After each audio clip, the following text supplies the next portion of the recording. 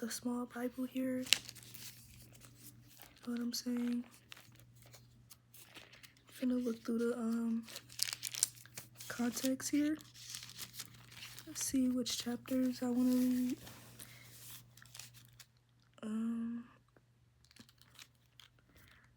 Right now, I feel like I need to read over a little bit of self-control, some overcoming things, probably patience for surely. Probably more wisdom. I highlighted most of the terms that I wanted to look through the Bible already. I'm not sure if y'all can see. Bring my candle closer.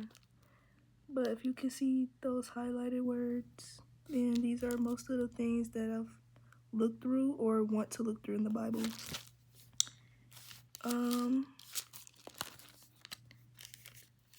Right now, I guess I can just tell you guys the ones that I picked out, the subjects that I picked out. I picked out addicted, anxiety. I picked out away from God, depressed, desperate, failing, guidance, leaving home, lonely, peace, relationships, seeking God, sickness/pain, sorrow or grief, stress, temptation, worried, anger. I picked another. Anxiety also goes with the other scriptures and chapters of Matthew and Proverbs. More about depression, dishonesty, insecurity, self-righteousness, abundant life, assurance, caring for God's creation, compassion, contentment, courage, endurance, faithfulness, forgiving, generosity, God works, honesty, integrity, love, obedience, overcoming, patience, peace, purity, righteousness, self-control, sincerity, trust, truth, and wisdom. These highlighted things are mostly highlighted because these are things that I've seek in the Bible. Not because of like, let's say, not because you want to change these things, but like morally because you want to understand them. Like, you know, seeking God or like being away from God, like noticing you're slipping away from your routine with God, or you know, just a lot with that. What I mean by that, honestly, too, is like even in your choices, like when you don't put God first in your choices, is also another thing with seeking God or like being away from Him.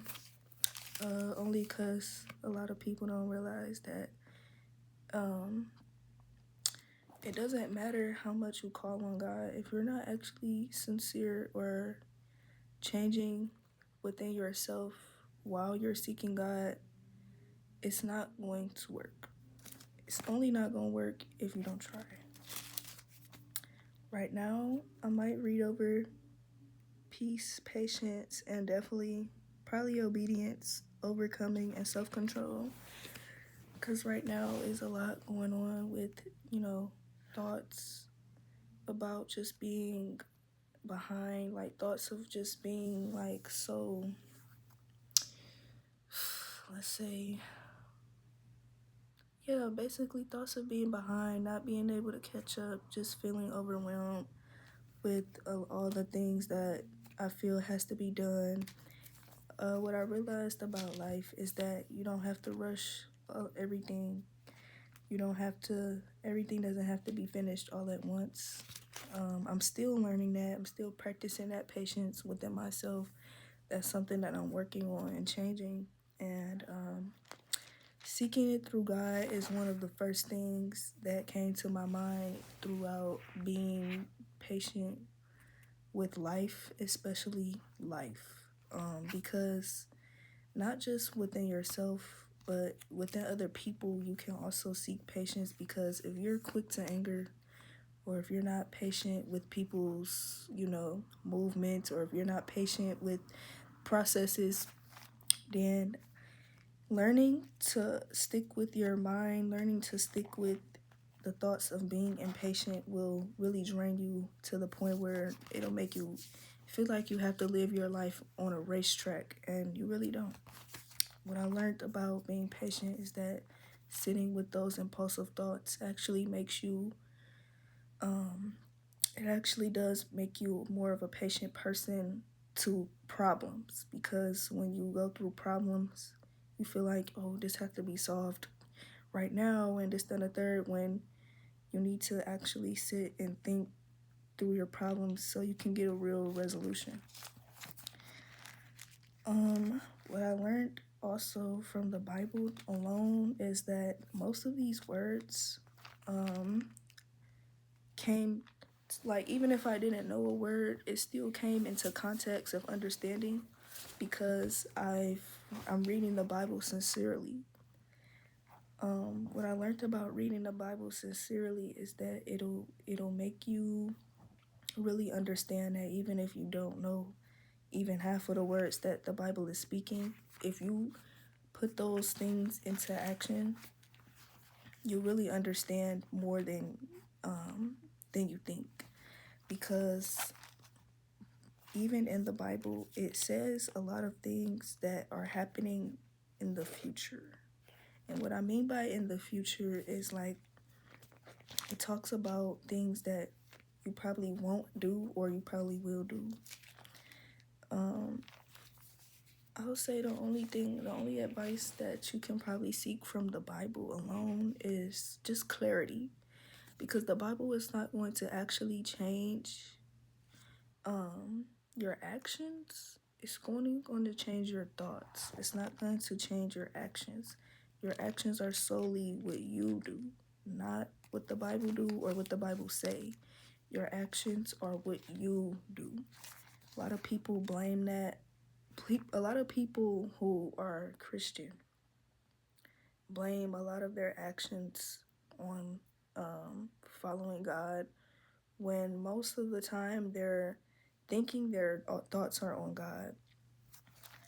But in reality, they are just moving with holiness. They're moving with faithfulness. A lot of people don't realize that the Bible is only an influence. God is only an influence. Your choices are the only thing that can change you. Influences will change your thought process. It will change you, but just that alone will not change your actions. Your actions have to speak volumes for itself, because you can read the Bible all day long, but if you're not going out there and actually changing, or if you're not actually sticking with the words that are in the Bible, then the words are obviously useless. I don't think people really realize that reading things and actually understanding them are two different things.